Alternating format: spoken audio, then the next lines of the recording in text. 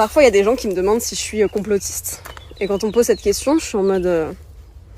je comprends pas la question. Je sais pas ce que ça veut dire, complotiste. Ça veut dire quoi? Est-ce que ça veut dire que parce qu'on se pose des questions sur le système dans lequel on vit, sur l'honnêteté des gens qui nous gouvernent, sur le gouvernement lui-même, est-ce que se poser des questions, être sceptique, ça veut dire être complotiste? Est-ce que le fait de faire des corrélations entre certains systèmes, certaines industries, je pense notamment à l'industrie pharmaceutique et l'industrie agroalimentaire, je veux dire, quand on regarde la santé, quand on regarde les médecines depuis la nuit des temps, tout a toujours tourné autour de l'alimentation. L'alimentation, c'est la base de la médecine. Hippocrate le disait, que c'était la base de la médecine. Aujourd'hui, les médecins font serment d'Hippocrate pour pouvoir avoir leur diplôme. Hippocrate parlait d'alimentation.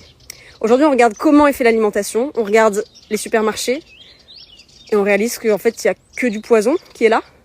Et donc, on réalise que dans ces supermarchés, 70% des produits sont du poison. Et que quand avant, l'alimentation était notre première médecine à tous, elle est aujourd'hui la meilleure manière de s'empoisonner. Et que face à tout ce poison qu'on ingère, on voit naître de nouvelles maladies. On voit les gens de plus en plus malades avec des maladies chroniques. Et on se demande pourquoi. Et on a du coup l'industrie pharmaceutique face à tout ça qui arrive avec la pilule à prendre, le traitement à prendre, qui vous aidera à retrouver la santé. Mais quand on commence à observer le chiffre d'affaires que fait l'industrie pharmaceutique et l'industrie agroalimentaire, on remarque qu'elles font partie des industries qui génèrent le plus d'argent au monde, avec l'industrie de l'armement. Et donc forcément, on commence à se poser des questions. L'alimentation qui était à la base, la médecine, dans toutes les cultures du monde, est aujourd'hui devenue le poison premier. Et donc on voit toutes ces maladies émergentes. Et on remarque ensuite l'argent que fait l'industrie pharmaceutique sur les maladies, sur la maladie.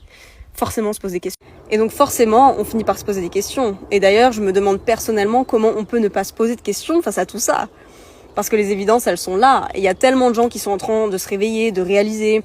Des gens aussi qui sont dans l'industrie de la médecine, qui réalisent, qui se posent des questions et qui se disent qu'il y a des choses qui font pas sens. Et qu'il y a beaucoup de corrélations à faire, surtout.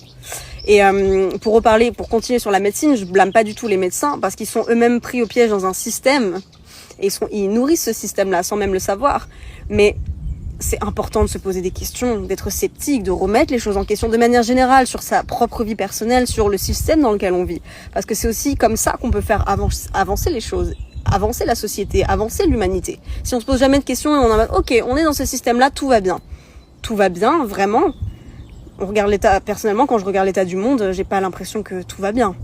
Donc c'est bien de pouvoir se poser toutes ces questions et se dire, ok, qu'est-ce que j'ai envie de mettre en place pour un monde meilleur à mon échelle personnelle et aussi à l'échelle de l'humanité ?